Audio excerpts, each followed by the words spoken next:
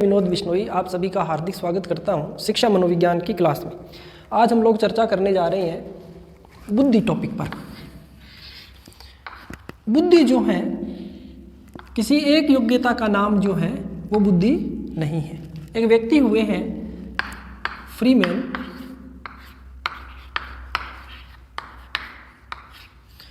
Freeman ने बुद्धि को 4 भागों में विभाजित किया। उन्होंने कहा बुद्धि समायोजन,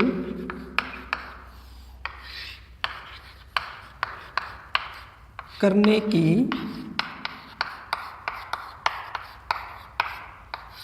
योग्यता है। एक इन्होंने कहा बुद्धि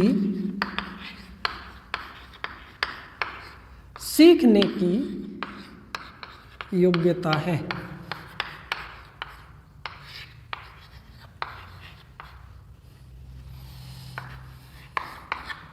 एक इन्होंने बताया बुद्धि अमूर्त चिंतन करने की योग्यता है।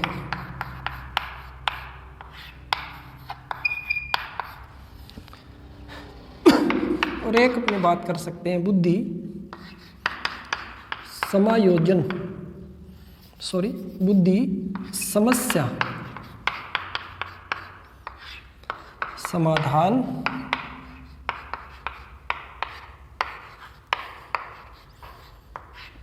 करने की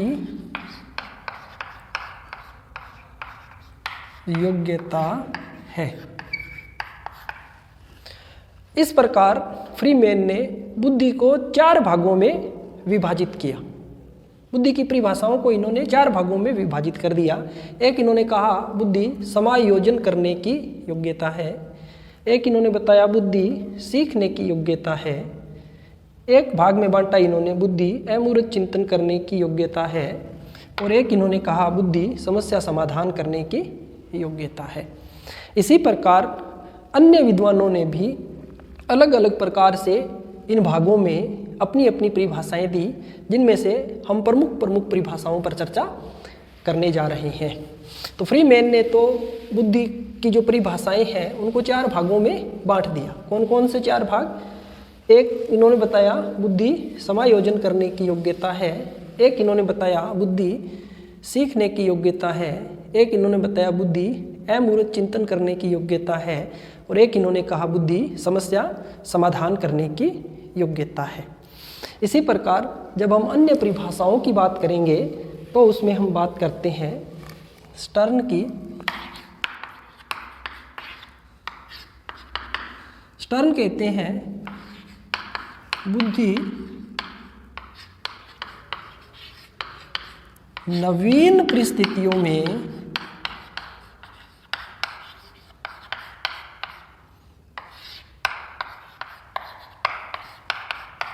समायोजन करने की योग्यता।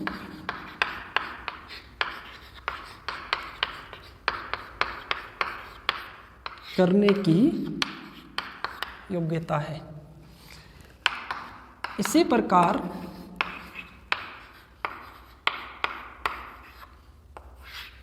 जब हम मैकडॉल को पढ़ते हैं तो मैकडॉल भी इसी प्रकार से कहते हैं बुद्धि नवीन परिस्थितियों में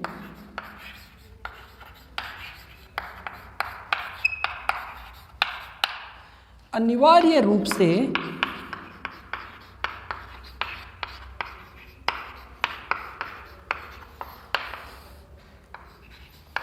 समायोजन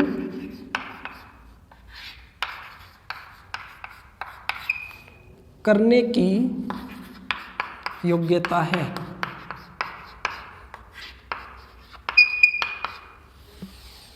तो हम लोगों ने यहाँ पे देखा कि स्टर्न जो है उनके अनुसार बुद्धि नवीन परिस्थितियों में समायोजन करने की योग्यता है। तो इसी प्रकार जब हम मैकडॉल को पढ़ते हैं तो मैकडॉल भी कहते हैं बुद्धि नवीन परिस्थितियों में अनिवार्य रूप से समायोजन करने की योग्यता है। तो स्टर्न और मैकडॉल को जब हम पढ़ते हैं तो ये समायोजन करने की जो योग्यता है उसी को बुद्धि मानते हैं और कहते हैं कि जिस व्यक्ति में समायोजन करने की योग्यता दूसरों से अधिक है वह व्यक्ति बुद्धिमान कहलाते हैं। इसी प्रकार अगर हम बात करें वुड्रो की, तो वुड्रो ने जो कहा वो भी बड़ी अच्छी परिभाषा है इनकी। आप लिख सकते हैं बुद्धि ज्ञान अर्जन करने की क्षमता है। बुद्धि ज्ञान अर्जन करने की क्षमता है।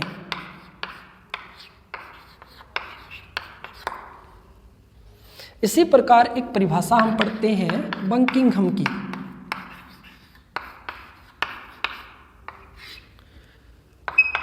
बंकिंघम क्या कहते हैं? बुद्धि सीखने की योग्यता है।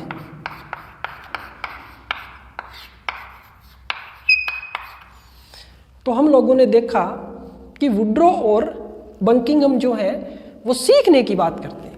वुड्रो कहते हैं कि बुद्धि ज्ञान अर्जन करने की क्षमता है, अर्थात जो बालक दूसरों से जल्दी किसी ज्ञान को अर्जित करता है वह बालक बुद्धिमान कहलाता है। और बंकिंघम जो है उन्होंने भी कहा कि बुद्धि सीखने की योग्यता है, अर्थात जो बालक जितना जल्दी सीखता है दूसरों से वह बालक उतना ही अधिक बुद्धिमान माना जाता है। इसी प्रकार एक बड़ी अच्छी परिभाषा है टर्मन की।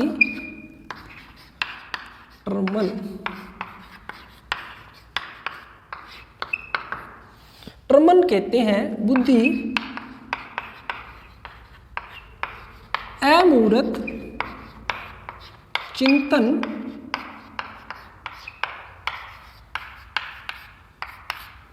करने की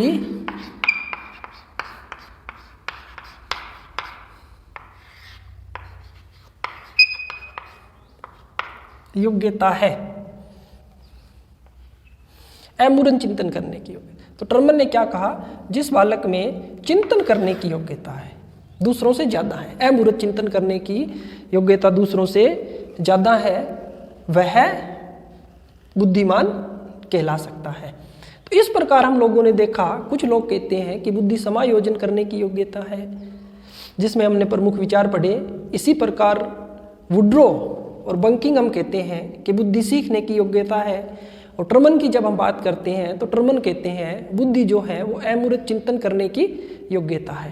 तो अंततः हम एक निष्कर्ष पर पहुंचते हैं कि ये जो बुद्धि है ये कोई एक योग्यता नहीं है। एक योग्यता का नाम बुद्धि नहीं है। बुद्धि में बहुत सारी योग्यताओं का समुच्चय होता है। बुद्धि में बहुत सारी योग्यताएं निहित होती हैं, जो योग्यताएं मिलकर किसी समस्या का समाधान करती है। तो इस प्रकार हम लोगों ने आज चर्चा की बुद्धि का अर्थ और उसकी प्रमुख जो परिभाषाएं हैं उन पर। फिर मिलते हैं एक नए वीडियो के साथ। तब तक धन्यवाद। जय हिंद, जय भारत।